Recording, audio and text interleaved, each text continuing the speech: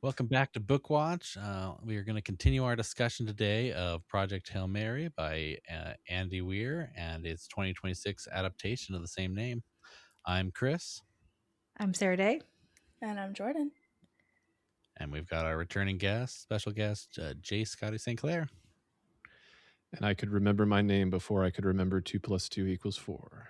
All right. So in this episode, we're going to start comparing the major scenes of the film of the book with their adaptation.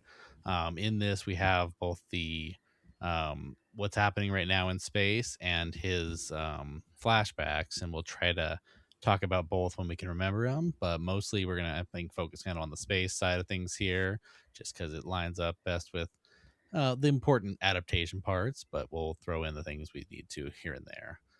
Start out with, we have the chapters 1 through 6 of the book, which is the amnesia in space and everything up until they see the alien ship, which moves. I was really interested to see how they were going to open up the movie because that's what hooked me in the beginning of the book was he wakes up and he doesn't know where he is. And he's like, I think and he's starting to piece things together and he's like, oh, am I how do I know all this? And I thought they did a really great job doing that in the film. Yeah, these chapters are very flashback heavy because he's trying to remember who is he, and I love his sleuthing to figure out who he is. Where he's like, okay, I'm a white male, I speak English, so I'm probably American. My name's probably John, and I'm like, that's a valid thought process to have.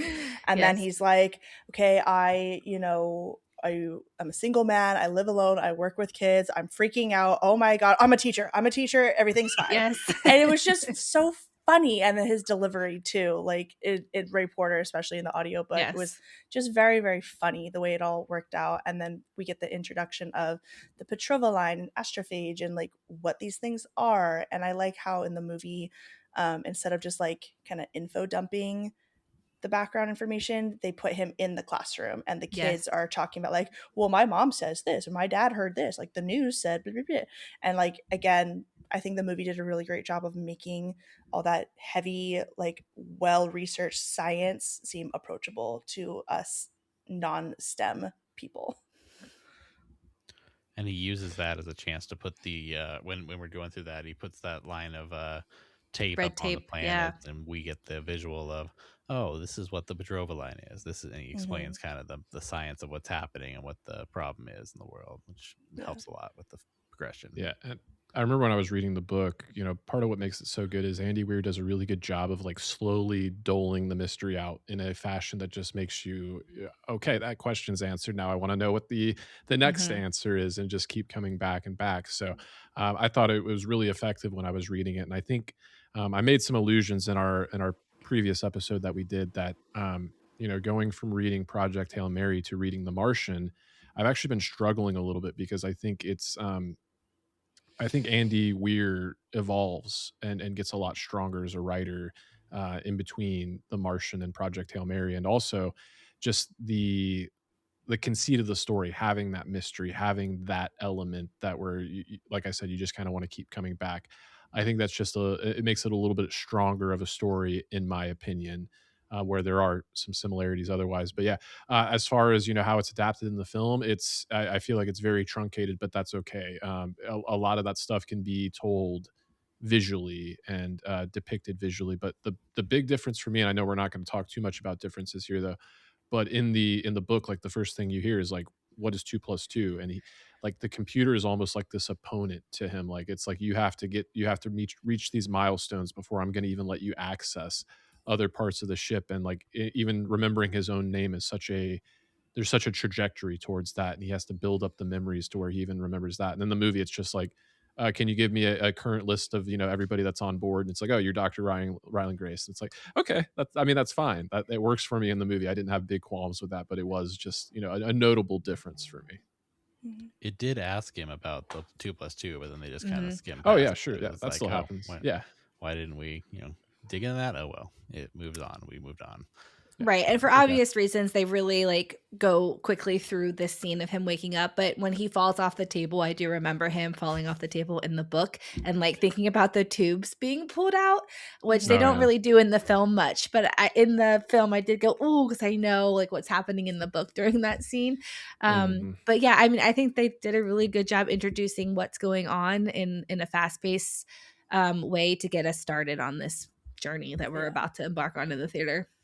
Yeah. And again, with the pacing, like that waking up process alone takes like several days. Like he has eye movement detected and 2 + 2 is 4 and that, and then he falls asleep. And then now he can like kind of lift his arms and then he falls asleep again. And like it takes him Mhm. several days to build up the strength to even roll himself off the bed. And then he Right. gets put back to bed. And like it's a very long process.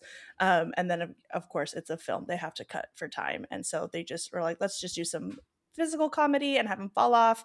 And then he gets to rip it out of the like proverbial amniotic sac and call it a day. So it Mhm. was And then funny the way they did it. I also noticed that he went through the doors really quickly too, because he in the book hadn't answered those questions, but in the movie he falls off and goes right up through the door, Yeah. and explores the ship a little bit.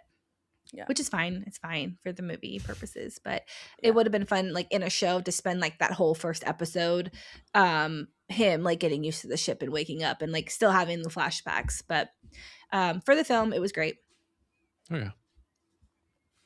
Yeah, the physical comedy definitely added some fun to that kind of scary moment of waking up and not knowing who you are. And then chapters 7 through 12 of the book go through the first contact, which is meeting Rocky. Covers Grace and finding out Rocky's crew died and all that, and though then goes all the way to the watching him sleep. How'd you guys feel about that adaptation part? I thought the first contact was really great. Like he sees the ship show up and he's like, I'm gonna get the fuck out of here. And then we have that quick little like it's like you see both ships and you see Grace's ship go forward in like little increments, and then you see this big gold ship go forward in little increments, and it was just so cute. My whole theater, laughed at that moment. That whole situation of them trying to figure out what's going on was really great. And then we get the little canister coming through, and it goes too fast, and then he's like, oh, okay, now he thinks I'm stupid because it goes out really slowly the second time. And it was a really good, they just nailed that whole, like we were talking in our other episode, that we're not used to having friendly aliens. So you see this alien ship show up and you're like, this is not good. Little Spider-Man moment from Infinity War. Don't put your eggs in me. Yeah. I mean, Yeah. and the ship looks kind of scary too. Like it's all yeah. like rough edges and like it looks pointy. Like, and then like we said, like we're used to the aliens being the bad guys and like being hostile right off the bat. So he's gonna be like, I'm dipping out of here. I'm gone.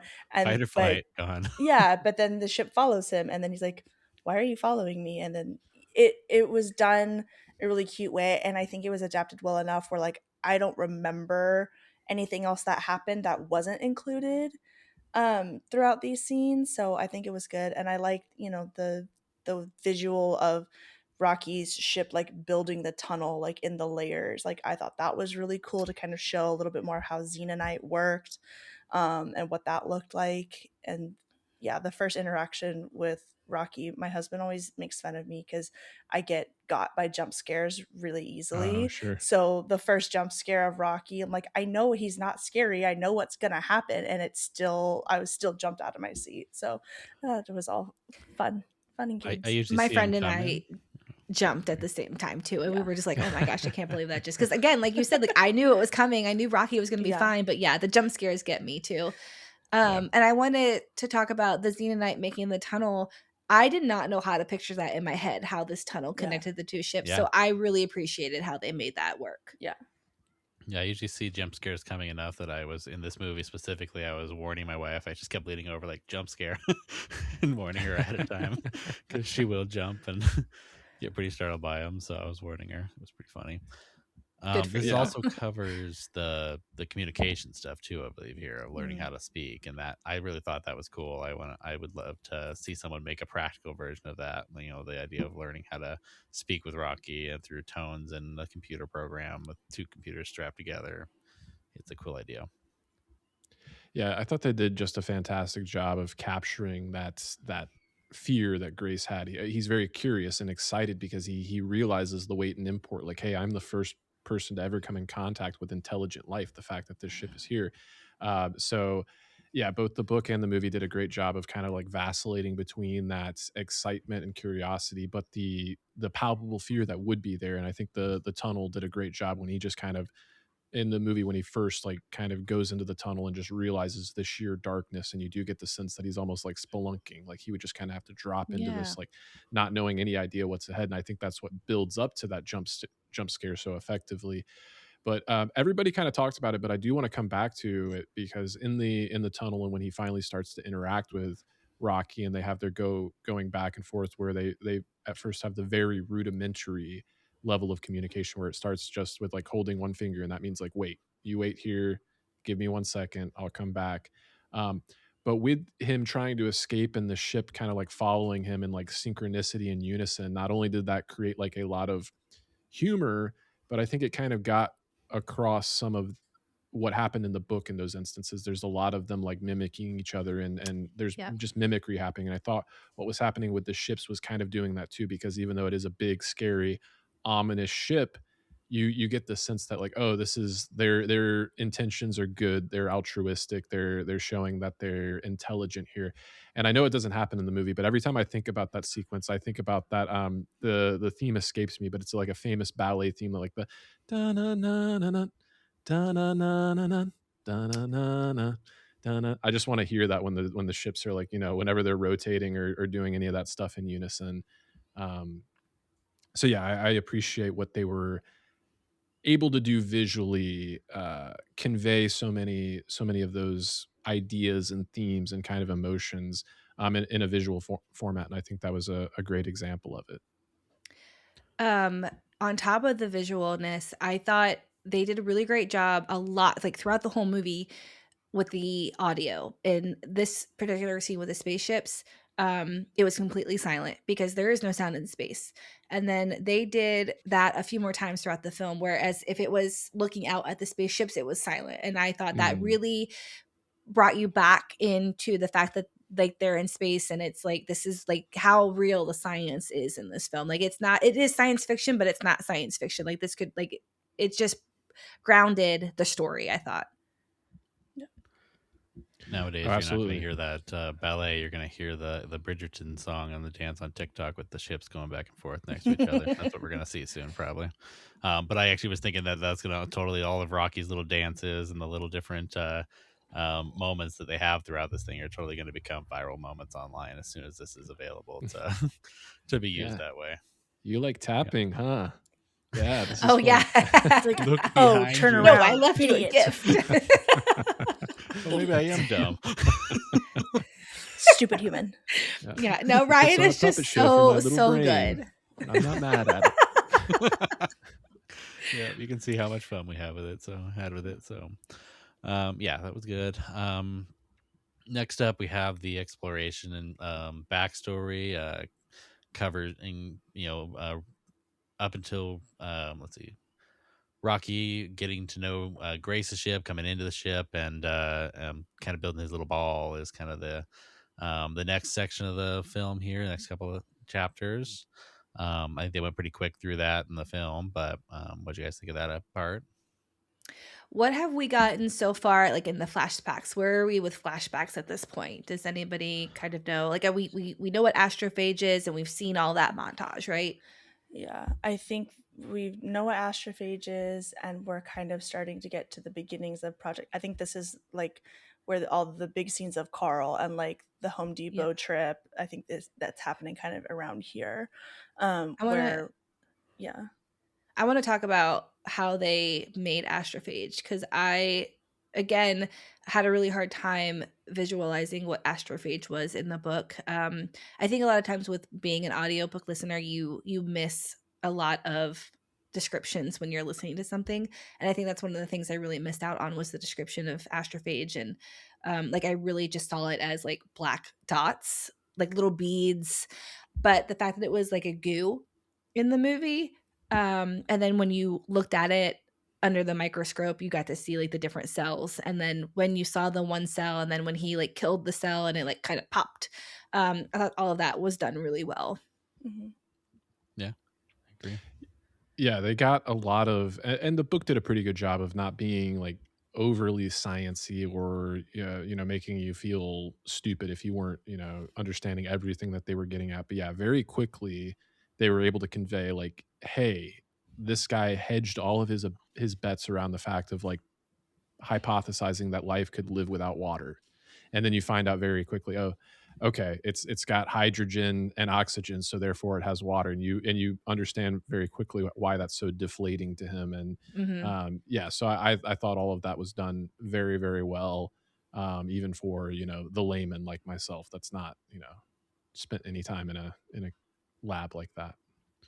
This film actually made, or this book even actually made me want to do science. I was like, man, I really Oh, want to get a sure. microscope and start looking at some stuff. This has got me like it wanted to get into STEM stuff and look at stuff more. So I was excited about that, and the fact that that's probably happening to other people too, or kids and people who will go be the next ones to do this NASA stuff and everything that we're gonna need in the future.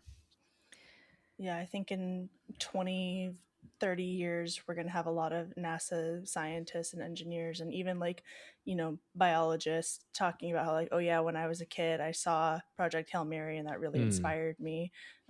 Sitting next to me in the theater was a dad and his son. He was like, hey, you remember this part of the book? And like talking, kind of like whisper That's talking him awesome. through the movie. And I was like, that's a really special moment for a dad and his kid to like be here watching this. And who knows, that kid could go on and create a ship like the Hail Mary and go out Sure. into space, and we could get there at some point, because like you said, I think Sarah Day, this story is so well grounded in reality that it really makes you believe like, oh, this is possible. Like there's Mhm. enough of like contemporary technology being used that you're like, dang, like we really could get there if we really like put the full forces of all the smartest people on earth who are specialize in these things together.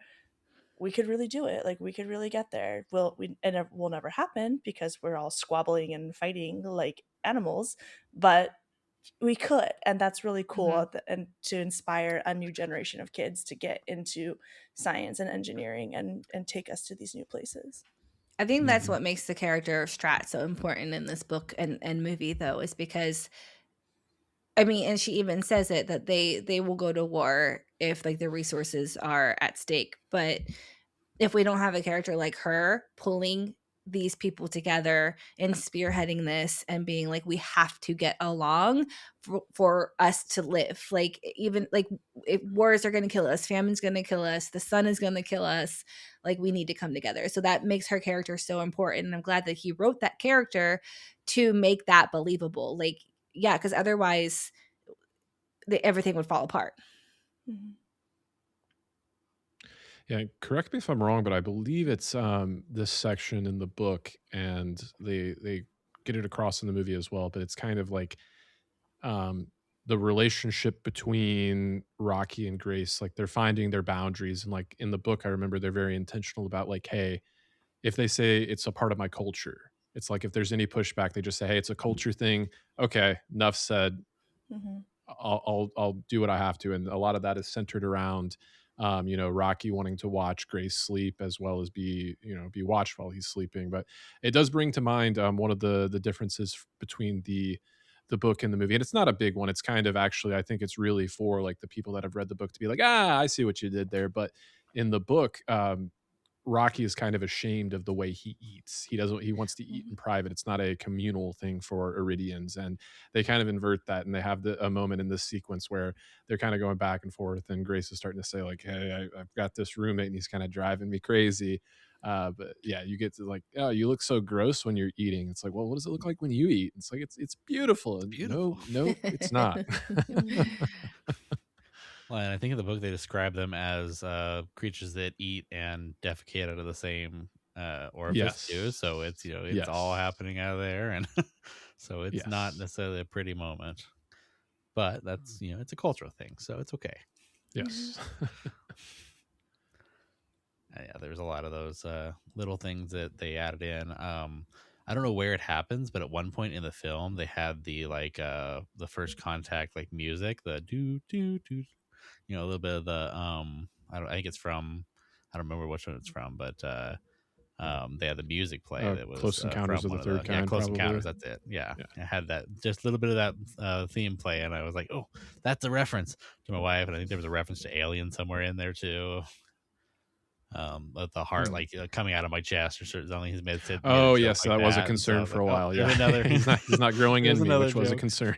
Yeah, and actually, I liked that talking to the screen as a way to get some of that descriptive moments where we wouldn't have seen it on screen as easily, but talking to Earth about it really helped with showing that things happening. Yes, I really like that they made him having, and you saw that in the preview too, his video recordings back to Earth instead of getting all the dialogue from his head. That was a really clever way to make that work on screen. Yeah. I agree. Vlogging was definitely better than just like him monologuing internally. Yeah, agreed. And I do think that's one of the Rocky's- things they learned from The Martian. It works so well in The Martian that it was kind of like, hey, this is an easy thing to recreate here. Yeah. Why reinvent the wheel if you don't have to? Mm-hmm. Well, that's exactly what we do with most science things anyways, is we're going to document it. So it's an easy thing to just, we'll just make our little video recordings here. Sure. Rocky's balls. Rocky's like joining coming into the ship. What do you guys think of how they did his little geometric rolling balls? His hamster wheel. Yeah. Yep, his or hamster ball, rather. Yeah. Yeah, I thought it worked really well. It was fun, especially because it wasn't fully round, so he was the same as all of his other stuff. It doesn't sit quite the way that you'd expect a ball to sit, so it kept bumping into things, and it was fun. Oh, and then him talking about how dirty the room was. Yeah. Is this your trash room? No, I just wasn't expecting company. Been there.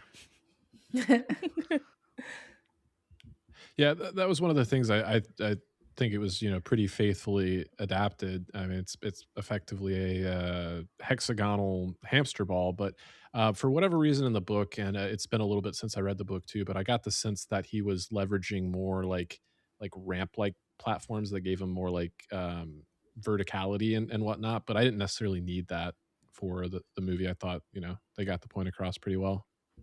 Yeah, there's tunnels that he created all throughout the ship, or like some sort of like a tunnel system throughout the ship where he did get some verticalness. So you see the little thing over Grace's bed, so he can like sit on top of him and watch him sleep. So seeing so many new sides to you. Yeah. I'm a side sleeper, anyways. All right, next up, they move into fishing for the astrophage predators. And so they found that the predators exist. They postulate the predators will exist on the planet, and that's why the Tal Ceti is not dying. And so they go fishing. They go to the room and watch the video of fishing and kind of give Rocky a reference to see that. Rocky has built his little crystal that lets him see at least the shapes of video feeds, which is... I was wondering how they were going to visualize that, and I think it was well done. And then they start prepping their chain and their fishing gear. I thought the epiphany was really well done, and it was really good from page to screen when Rocky realizes they come to the realization together, but Grace doesn't get there as fast as Rocky does, and you see the excitement, and he's trying to explain what's happening, but they're still working on their communication, and you just see him kind of like jumping up and down and saying predator, predator, predator, and Grace is still calmly like, yeah, okay, I get it, like tell me what you mean, like what's happening here. Life is reason. Life is reason. Life is reason. yes, that's what he said. And he's like, yeah, life is reason for what? And then they finally get there and then come up with a plan for the fishing. And I think they added a little tension in the film because I don't remember the fishing line like breaking in the book. And and then he goes and grabs it, and Rocky's like, no, just leave it. We'll try it again. I do remember all the aftermath happening, but that specific thing I don't remember happening in the book. But I like how we go from this really beautiful scene of seeing the planet and seeing the red line, and then having this tension, and like a lot of tension. Like where the thing breaks and he gets back in the ship, and then the ship is broken, and then the gravity thing is happening, and this is when he gets out of his ball to save him, right? Like this is all happening at the same time. Yeah. So Yeah. we have this beautiful scene, and then we have all this tension, and that really worked well, I think, in the theater. Mm-hmm. I do think I remember something about the chain breaking or the line breaking and him having to save something, but I could be wrong. I could be conflating it. The building of the chain in the book was like they had to start taking apart his ship and converting it into these links, and it took forever to get these links built in the book. It was a long process, and Grace was frustrated by the end of it, and Rocky was a little frustrated by the end of it, so it was a longer montage, but I think that was kind of not necessary for the film. It worked that Rocky was just good at 3D printing with his body, but it worked.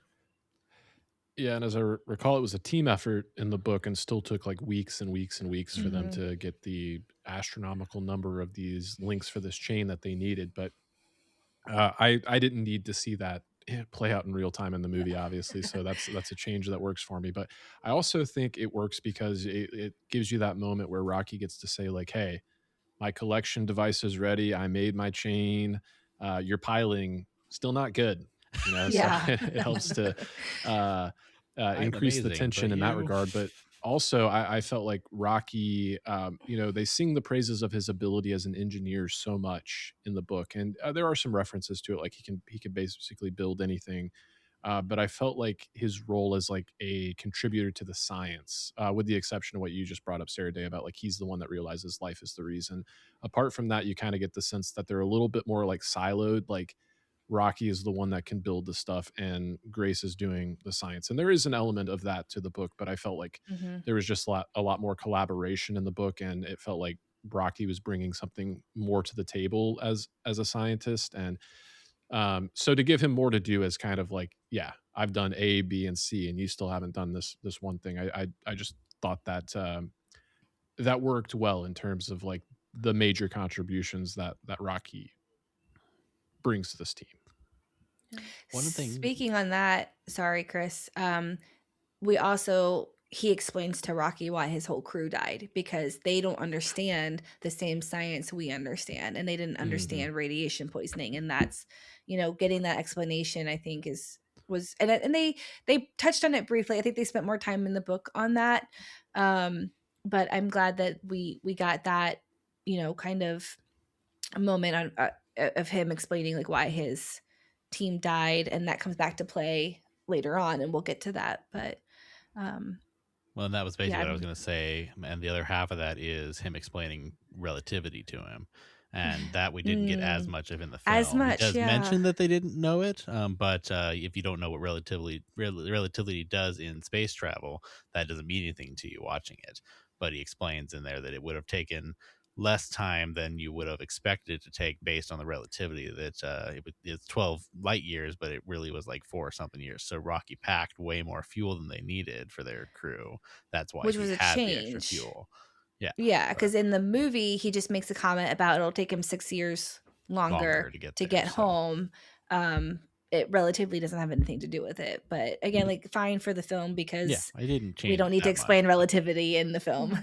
But I thought it was a really cool thing in the book. I liked the absolutely explaining relativity being why that happened to him. So Yeah, and speaking of things that happen in the book that were left out of the movie, we kind of touched on it in last week's episode, about like turning the Sahara Desert into like a astrophage farming factory, because they're using astrophage as fuel for the Hail Mary, and so it needs heat and light to breed, and so they put a factory on the Sahara Desert to collect that sunlight to breed it. And then they also talk about like, well, if astrophage, kills our sun, we're going to fall into an ice age, and that's what's going to cause all the problems of the starvation and all these things. So, we've been accidentally doing global warming for centuries. Let's do global warming on purpose to try to slow the effects of the sun shrinking. And so they're like chopping off chunks of Antarctica into the ocean yeah. to raise the sea levels, and they're trying to get, hey, let's get our carbon emissions up, let's get our methane emissions up, let's try to warm the earth, and like purposely do all the things that like climate change scientists have been talking about avoiding for years to try to counteract those effects. And I don't I don't think we lost anything in the movie by not having them, but I think those are really interesting, like scientific questions, and like, just filling out the world a little bit more and showing more of the earth banding together and working together to save it. And like, there's not just sitting there at home twiddling their thumbs while the Hail Mary is out in space. Like, they're still trying to do stuff at home too.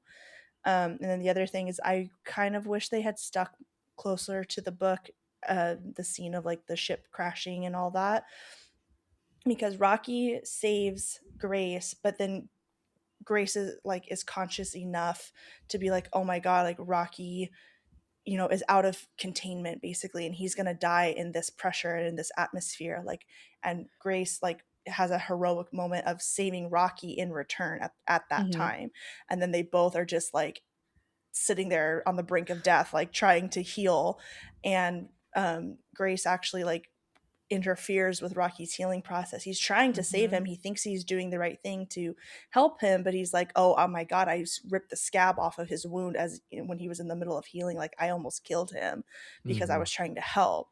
And I think like taking that scene out like had more of an effect than some of the other scenes or like lines of explanation that got taken out. I wish that had been in there. I agree. And that was really, I was one of the things I was a little missing, but I was not sure how they were going to do it either. I was like, I don't know if that can visually be as easily portrayed with him having to get into Rocky's containment area. Yeah. Right. And they had mentioned it because I was waiting for this moment because I knew like he saved him after Rocky saved Grace. So I was waiting for that switcheroo. But he's kind of just unconscious. And when he wakes up, he sees that Rocky's pulled himself into that area. And they briefly touched on the fact that it is warm because when he handed him something through that little like, the tape measure door. yeah. Okay. He was like, "Oh, it's really hot, and is that ammonia?" And then when he opened the canister, it almost looked like he was smelling the ammonia too because he like threw it. Yeah. And he didn't mention it then, but I think us book readers could know that's what was happening in Yeah. that moment. And then that's all we really get about their difference in atmospheres. And like, Yeah. maybe I'm wrong and maybe I missed it in the film, but I don't think they really explained why they had to be separated like that. And yeah, I think that was like mentioned the 20 atmospheres above or whatever. Maybe you might have talked to the screen or something about that. But the pressure was really different too, like 29 times the pressure on Arid than on that her. was another thing. Yeah. So like they,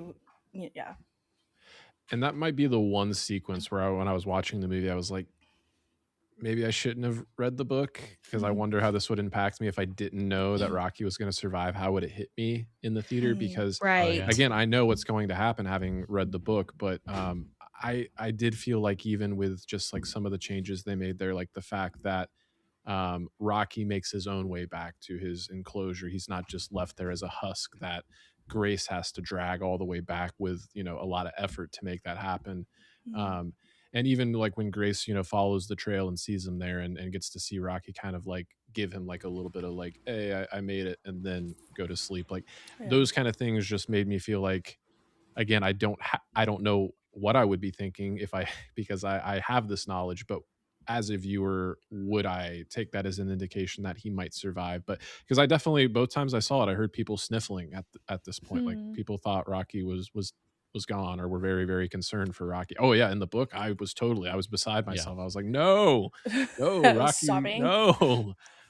Thank Grace. But yeah, totally. it's one of those things. The movie is such a crowd pleaser. Like I can understand, like they know they'd have younger people in the audiences. Maybe they don't want to go to the full depths of making you think they killed off arguably the most lovable character in the movie. So well, and we didn't really talk about this part of Grace's character too much in the last episode, but I wanted to bring it up, like him as like a reluctant hero. Like, not he's he's a coward, like on Earth. We see the flashback of him and Strat talking, and she literally has to knock him out and drug him and force him on this mission. He did not volunteer for this. He did not want to be here.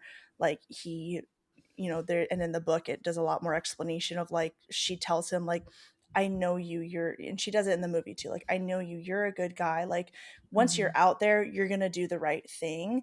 It's just scary to think about right now because it is a suicide mission, and that's made very clear to everybody from the beginning. Like, you're going out there, you're not coming back, you're going to die in space. And so I like, he is a coward, and I think that reveal comes around this time of the story, and he has to wrestle with the fact of like that shame and that guilt of like, I'm not the hero that I thought I was for a little bit here. And but he does get to still be the hero. He gets to have that character arc and that transformation from the cowardly, reluctant person who's forced to go on this mission to, I'm gonna risk my life. Yeah, like Rocky just saved me, and now I'm gonna go back and risk my life again to save him. And that is heroic, and that is coming from a place of deep love and affection for Rocky. And so I think like taking that part of it out, like again, time for the movie, maybe like, not wanting to stress out the kids. I understand all of that, but I think it doesn't give Grace as much of that character arc that he got in the book, and that to me is still disappointing ultimately. Well, I think that comes into play more so later on, because he, when the Aniba is eating the astrophage or whatever that's called at the end, and he realizes that Rocky doesn't know that, and he's like dead in space right now, and he's like, I can go home and I can save Earth and be a hero, or I can go save Rocky. I think that's the real moment of heroism in the book, and they do that in the movie.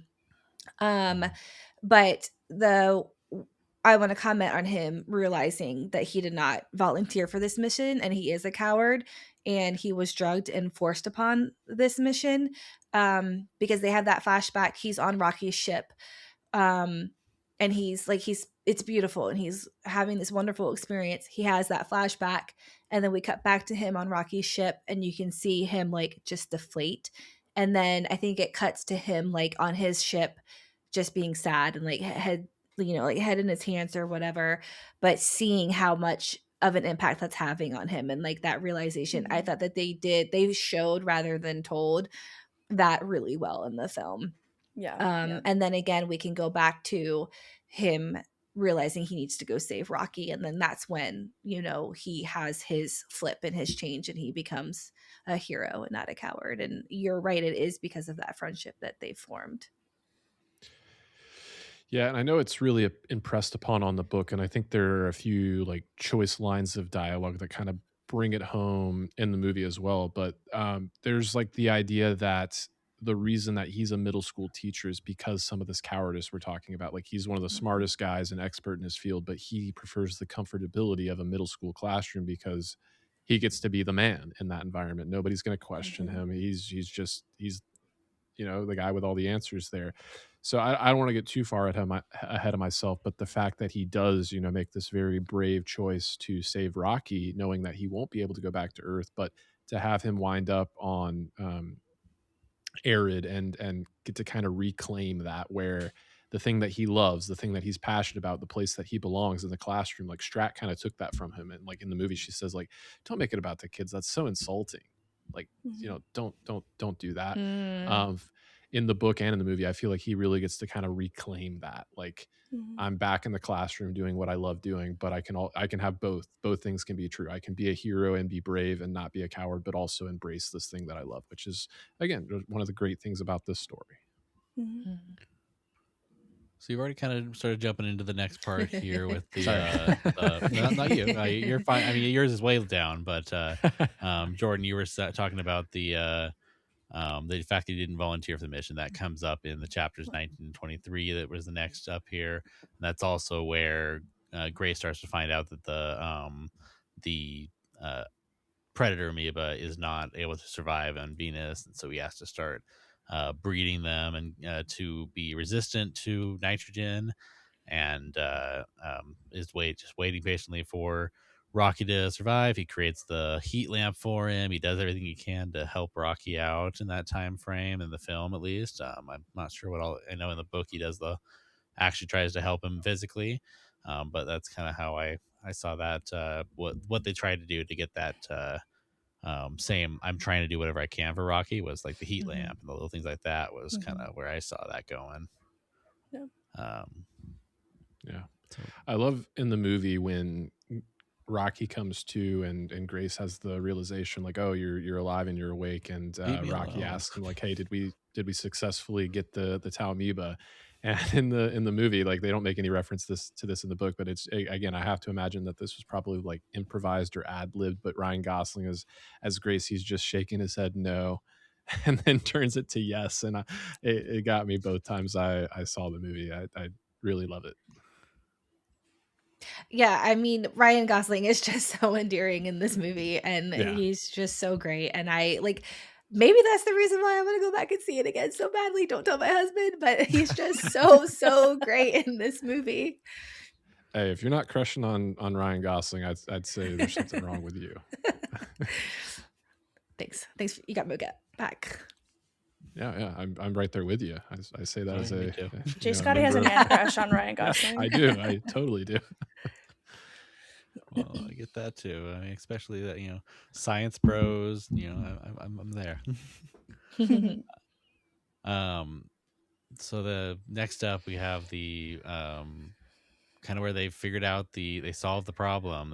Rocky wakes up. He tells him about how he's bred the resistant ones, enough of them for both their plans to survive, and so they're able to basically go their separate ways and celebrate and be excited that they've saved their worlds. And so we see that celebration moment in the film. In the book, it's kind of I think a similar thing. They're working together to get that finished up, I think, but they're making the containers and everything. And in the film, they already got there with he made them ahead of time for him. But they get that, and they go off their separate ways, and then we find out that the predators are escaping from their containment and eating the fuel. We talked about it when we thought Rocky might die, how we wish we didn't read the books and know that he actually survived. I felt the same way in this moment. Like, I'm not emotional because I know what's going to happen. Like, I know they're going to get back together. And so I do wonder how this goodbye felt to people that didn't read the book. Like, did they really think this was goodbye and wasn't emotional for them? Because I personally thought, okay, I'm like, it's taking a little too long. Like, this is goodbye. It needs to be emotional. I know, but I want to get to what's happening next because I know the big emotional impact is going to happen in the next couple scenes. So and you got on me for the Harry Potter video. I know exactly what's happening in that film. I actually had kind of a unique experience watching it because I didn't finish the book before I saw the movie. Oh, yeah. I got like 3/4 of the way through the book, saw the movie. So That's this right. scene of them leaving, I didn't know they were going to get back together at the end. So I did get to I was telling my husband, I was like, I think I accidentally saw this movie the perfect way. Like, I had read enough of the book to like know all the science in the background and be able to follow everything really well. But I missed like that last emotional moment in the book, and so I was able to like see it for the first time on film and see them leaving. And so I was crying when they separated, and then I was like, I was just as stressed out as Ryan Gosling when I thought Rocky was gonna die in space. I was like, oh my god, you have to go save him, like, please, you have to go, like. And then they reunited, and I was crying again because I was so happy that they got to be reunited. And I was like, he's such a like he has that full, like I was talking about earlier, that full hero turn where now, once again, he knows that he's going on a suicide mission, and now he gets to choose to go on a suicide mission to save his friend. And that's why I was crying again. And it was just like, I recommend reading 3/4 of a book and then seeing the movie and then finish the book later. Because it was like the best of both worlds, like knowing enough. I knew that Rocky survives. So I didn't have to be super stressed out, but I didn't know how it was going to end. And so getting to see that ending was very beautiful. And them figuring it out was fun too, to see all that science happening. That's a lot. Yeah, this is We'll start watching we'll start reading our books 3/4 of the way, and then we'll watch the film. Right. Our new thing. Hey, you'll definitely have a niche in the space. I'll give you that. I don't think anybody else is doing that. So, uh, yeah, this sequence is a lot more extensive in the book, but I really have no qualms with it being shorter in the movie because I think like a couple of people have already alluded to. It's kind of like we've already gone through so much like emotional turmoil that it's kind of like, okay, one last challenge is okay, but let's just get through it really quickly and get to where we really want to with reuniting these two characters. So in all those senses, I think it really worked. But two, just note some of the differences in the book. Like in the book, like, discovering how the Tau amoeba even got out in the first place is like a whole little mini mystery too. And to resolve that issue, like he has to go into like the fuel tanks and like scrub them out like multiple times. And it's like a whole process of like figuring out like, oh, I scrubbed it once, but left like the trace amount in the last one that I cleaned. So I got to go back and scrub them all over again. So it really, it kind of adds to that exhaustion in a good way at that point in the book. It's just like I was just saying in the movie, you've already gone through so much turmoil, you're kind of ready for it to be done. But in the book, it's like, my God, like, we've gone through so much. It's like there's this one final hurdle to overcome before we can get to where we want to be. Yeah. I will say I wish they had done more in the movie of talking about the beetle probes or the drones or whatever. I feel like that, like in the book, they were talked about the whole time, and it was fun. Like Grace's like naming mechanism, like the 3 little astrophages that he got to start his experiments with, were Larry, Curly, and Moe, and then he named the beetles after the Beatles, and like that, like showing his personality was fun. I feel like in the movie they kind of came out of nowhere at the end, like, oh, fun little plot Pure armor. Easter egg. Yeah, Like it was fun pure little Easter egg plot from the armor. book. He gets to do both. He gets to send this stuff back to Earth and save Earth, and he gets to go save Rocky without like doing the lead up that like the whole time he knew he could have just sent the He was Beatles. supposed to, yeah. And he was supposed to just send the Beatles, but he was able to get the fuel from Rocky to go back. And so like I feel like because they like cut all these little things out in the middle, it felt a little like wonky to skip like, oh, by the way, here's the Beatles and we can send them back and it's fine. So that kind of, I don't know, it didn't sit quite right with me. But well, I think we knew it was supposed to be a suicide mission.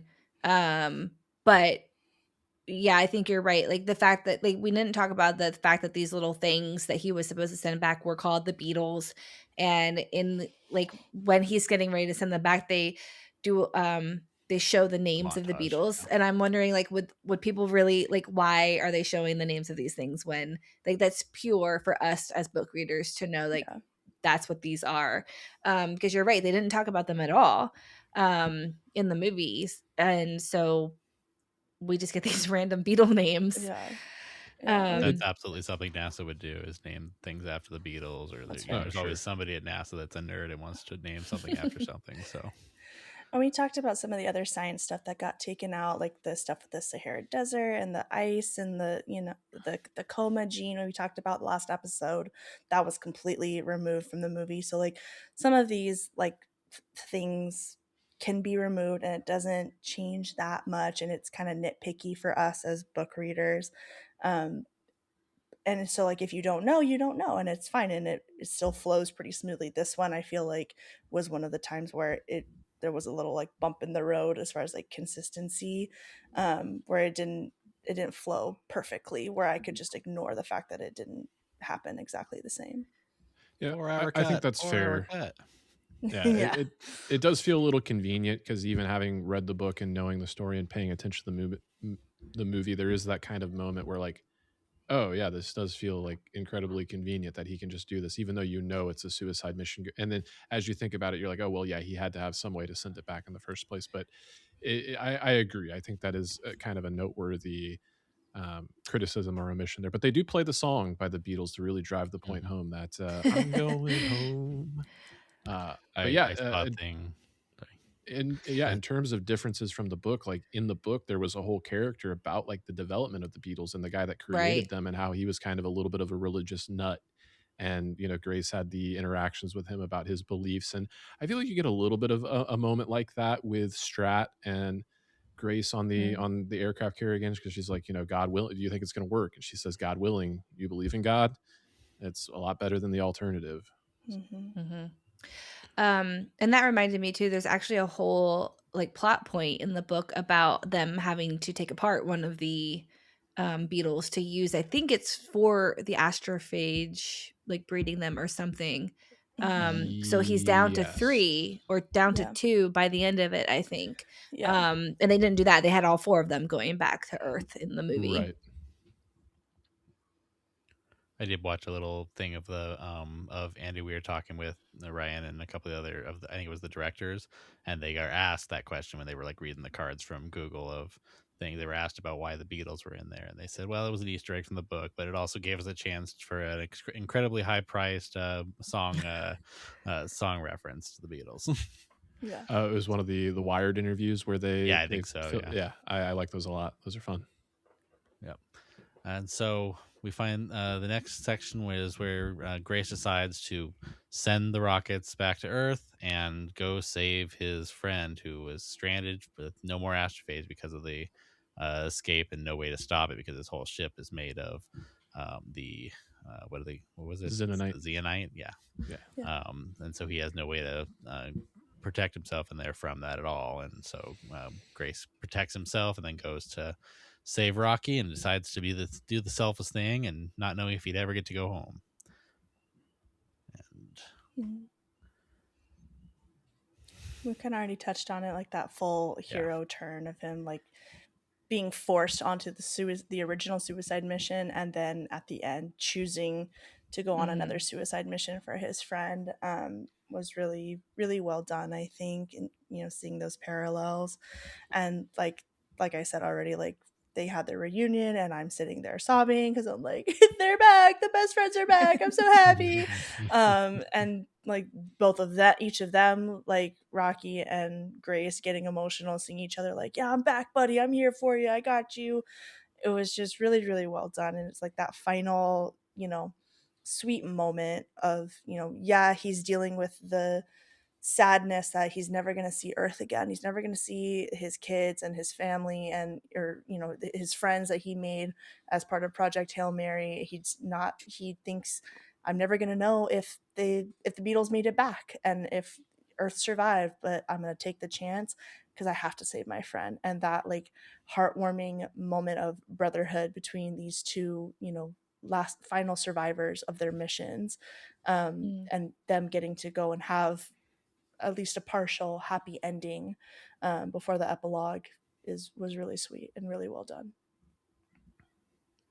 Yeah, and the part that the book or the movie don't tell you that is that Grace was actually really selfish in that moment because he just wanted to have the claim to fame that he saved not 1 but 2 planets. Yeah. Savior of Earth and first to visit another planet is what we find out. At the end too, he gets to go to a separate planet. So that too. Yeah. And so after that, we kind of go into the finale of ending up on Irid and living with the Eridians in his little bubble. Basically, instead of them being in the little bubbles, he's in his little like habitat, being kept as a pet by the Eridians, and just them helping him out with getting his ship fixed up and getting ready to send him back to Earth. But because of relatively all of the different things, he's definitely a lot older by now, and so he kind of is, taking some time to think about it and decide. I think they do mention that Earth, they were able to detect that Earth has made a recovery, and so he finds out that Earth made it. Well, they see his son, right? Their son has gone back to normal, so he knows normal, they must have gotten the information from him and learned how to get rid of the astrophage. But they leave that out of the movie, right? You see her open up the package, so she's gotten the information, but they don't talk about the son, I don't think. They do the epilogue, like we as the audience get to see Strat opening the video and like going through watching it, and we know that his mission was successful. But I don't think in the movie he does not know that his mission was successful, but he's content living his life, teaching the baby Eridians. Like he's satisfied with how everything went down, even without knowing. But in the book, he does get that moment where Rocky comes and tells him like, hey, I wanted to be the one to tell you your son got brighter, so like they fixed it, Mhm. you did it. And he gets to have that, you know, old man moment of like, wow, I really did it. I accomplished my goals. And now it's like, well, knowing that I saved Earth, you know, do I really need to go back? Like, you know, or can I continue to live out the rest of my days content here on Arid? And so it makes that final question a little bit, you know, more peaceful to me, at least. Like that, you know, I could just stay here. No, I don't think I will. I think I'm okay. I'm good. Yeah. Because he has And that satisfaction of knowing. in the film, they say his ship is ready and that he can Mhm. go, but he's like, I'm going to think about it for a little bit. And then that's when Think we sometime. go and walk, you know, along the beach, and he's talking about the water. Then he goes to his class. And I'm so, so glad that they kept that of him being a teacher on Eridean, because that Yeah. is, Great. I was on the edge of my seat a lot, and I got a little emotional a lot, but this is the first time I actually teared up in the book, of course, at the ending. And it's funny because I had begged Matthew to read the book, and I'm like, you'll love it, just read it. And he had gone on a trip, and he's like, I need a book to read. And I'm like, Project Hail Mary is right here for you. And he actually beat me and finished it Oh wow. before I got to. So he comes home, and I'm still finishing it. And I'm listening to it like before I go to bed, because I have like 15-20 minutes left. And he had told me that the ending, because I think, J Scotty, you guys on the podcast Multiverse News had talked about how like emotional it is and how the ending is just so good. So I've been waiting for this ending and waiting for this ending.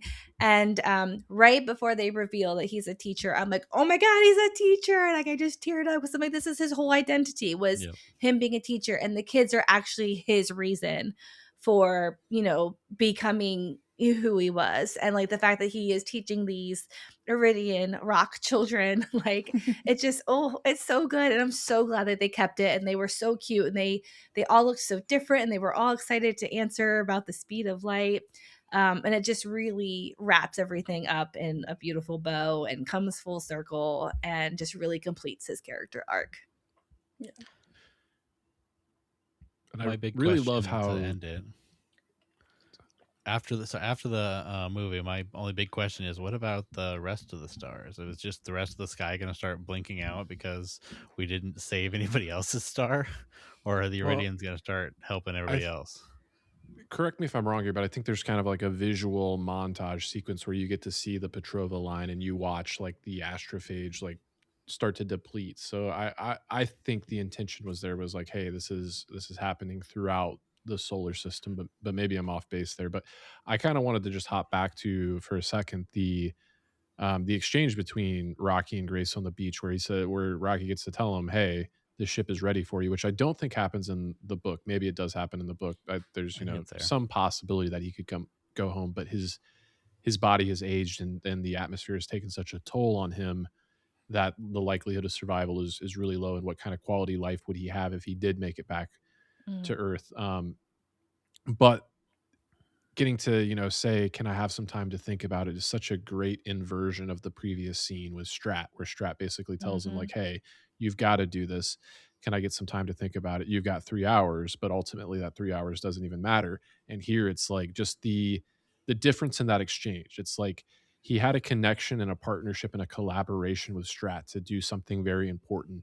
And he had that with Rocky too, but the dynamic is just so different. Like Rocky is his true friend, his true confidant, has his back and says, yeah, take all the time you need. And just to give him that freedom and openness, I'm getting goosebumps again, because it's so nice and beautiful and so heartwarming. I love it. Excited to have him on his planet. Yeah. Yeah. All of that, I'm going to defend Strat a little bit, because it was literally life and death. Oh yeah. Yeah, for sure. Yeah. I mean, like he says, you're good. You get it done. Yeah, it was Right. It's a great parallel, and I do love like those opposite sides of the coin of, you know, yeah, you can take time to think about it, but like you said, it doesn't matter. Like the decision has already been made for you, versus, yeah, like actually take your time and think about it, because I'm your best friend and I don't want you to leave. Like it is a really beautiful moment. But like I've mentioned before, I love the character of Strat, so I'm gonna defend her a lot. I'm like, she was trying to get shit done, okay? Like she was trying to save their hey, it worked out. Earth was saved. She did it. In the book, if he was able to tell her, you were right. I know he says it to himself, like, she was right. I'm here and I want to finish this mission. In the movie, he does get to say in the video that you were right. Also, I don't know how much he was able to tell them about Rocky, because in the movie, he is on video with him. Mm-hmm. Right. Yeah, I don't know. I don't think the book like talked very, or if it did, I don't remember, talked very explicitly about like what sort of methods there were to send information back. If I don't think they ever mentioned like video diaries going back home, or if it was just like, here's a bunch of test tubes and some insulation for the trip and some fuel, and just send back whatever like data you have that way. But we already kind of talked about how the video diaries like were a great tool to get like Grace's inner thoughts out without it being like him standing there talking to himself. So I think that was a really great like use of them, again, like to show, hey, I met Rocky. Hey, I'm going to go save Rocky. I'm going to be the first person to be on another alien planet. Build a statue. And like just have that one last little bit of like Dr. Grace humor and be like, all right, like you were right, like, you know, yes, I stepped up and I was the hero, but you were right to make me do it, and you know, and all of that. So it was fun. All right. I think we've kind of covered almost everything. Any specific bookmark moments before we wrap this one up? I can't remember if I said it in the last episode or the beginning of this one. I think it was the last one, because I had said Rocky's character design was amazing, and exactly they literally pulled him out of my brain and onto the screen. Yeah, I'm not sure if I drove this point home in the last episode or not, but I just want to cover all bases. I think the one big change they made from the book to the movie that I think was a positive, like I really actually applaud it, because I think it makes more sense, is the removal of the gene that makes it more likely for you to survive a coma, because I think that takes a little bit of the agency away. And also, while the book is called Project Hail Mary, it is a Hail Mary in every sense, and Grace being the guy to do it is such a Hail Mary. I just kind of liked the way it played out in the movie a little bit more, and made him feel like really, you know, the most renowned or knowledgeable person on the planet when it came to astrophage and astrophage physiology. So I thought that was a good change. I think my bookmark moment is Grace and Rocky trying to hug through the hamster ball. I like that, just made me tear up. And I like Rocky, like, you know, that was one of those moments that like they didn't use like the word like, you know, or the phrase like it's from my culture, like just go with it, but that's what it was. Rocky was like, what are you doing, like why are you this close to me, what's happening? And he's like, it's a hug, like just go with it, like it's okay, like you're supposed to come in here. Like I thought that was just a really sweet moment. And then we also kind of talked about it before, but the visuals of this film are stunning. And I found out after the fact that the all the images we see in the credits are actual photos of space that NASA scientists took. So like like I said in the last episode, our galaxy and our universe is so stunning. It's amazing. And it's just a matter of like finding it and recognizing it and remembering it, that we are lucky to be alive at all. 2 quick follow-ups. The contrast between the first hug and the second hug through that, because the first one, like you said, he didn't know what was going on. And the second time when they reconnect, he immediately puts his little arms up too. And like, he can't hug each other, but like it is a hug. And so like, he actually understands what the meaning behind it is.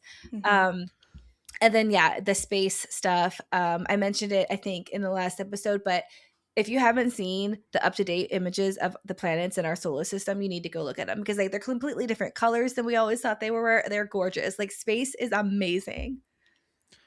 The hugging they did reminded me exactly of the way my blue healer hugs. She'll like go up on your shoulders, but then she leans in with her head, and it's exactly like that. I'm like, oh, reminded me of my dog.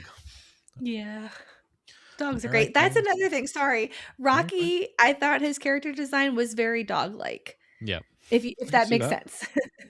Yeah. And well, they just endear you to him so quickly with the interactions. Like when, you know, Grace is scared at first, but then sees the mimicry, and then he laughs, and Rocky does the little chortle like that.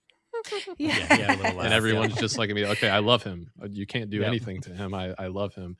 But before we get out of here, I just wanted to give a call out to one of the lines that consistently always just got a guffaw out of me, as well as everybody in my theater, is during the Taumiba collection, the fishing sequences, where Rocky says, words of encouragement. And he says, you can't just say words of encouragement, words of great encouragement. So, Yes. so funny. Yes. Yeah, I mean the movie's great. It's got the stakes, it's got the humor, it's got the visuals, it's got the acting. Like, I cannot wait to see award season next year and see what happens with this film. Yep, Yeah. and get it home and be able to watch it over and over again. Yes, Oh, yeah. exactly. Oh, and the Funko. Yeah. I need the Funko of Rocky. That's definitely Yeah. something I need on my shelf. 100%. Yeah. And final thought, I know we said it last time, but if you can, please see this in the theater. Like, this movie deserves to be seen on the big screen, the biggest screen you can possibly find before it leaves theater. Like, do your best to see it. This film, like, I don't know if it was shot in IMAX, but this is a movie theater movie. It's just not going to be the same experience seeing it at home. So if you can, go and see it. You won't regret it. All right. So before we get out of here, J Scotty, you want to tell anybody about where to find you online before we say goodbye? Yeah, please check out Multiverse News. It's the podcast where we talk about the latest and greatest in movie and TV news, sometimes some video game news. Basically, if it can be construed as geeky or fandom in nature, you can probably find us talking about it. So wherever you get your podcast, please check out Multiverse News. And thanks again for having me. Had a lot of fun. Yeah, you Excited are to always have you. welcome. We're Thanks for all coming we're all back. viewers of Multiverse News. We all heavily endorse that show. So definitely go check it out. Thank you very much. Yes. All right. Thanks for watching, and go watch Project Hail Mary. Thanks, guys. Bye. Bye. That's a wrap for today's episode of BookWatch. I hope you enjoyed this journey into the world of page-to-screen adaptations. If you loved today's episode, don't forget to subscribe, review wherever you listen to podcasts, and share it with your fellow book and movie lovers. If you'd prefer to watch along, you can check the show out on YouTube. You can follow the show on Instagram at BookWatch Podcast, and you can follow me, Sarah Day, on Instagram at captain.mcd. That's MCDEE. You can also join the conversation in the BookWatch Lounge on Facebook at www.facebook.com/groups/BookWatchLounge. If you would like to support the podcast, you can join the Patreon at www.patreon.com/BookWatchPodcast. Tiers start at only $4 a month, and I'd love to have you over there. If you have a favorite adaptation you'd like to cover with me, I'd love for you to apply to be on the show with the contact form on our website at www.bookwatchpodcast.com. Until next time, keep reading, keep watching, and I'll see you next week.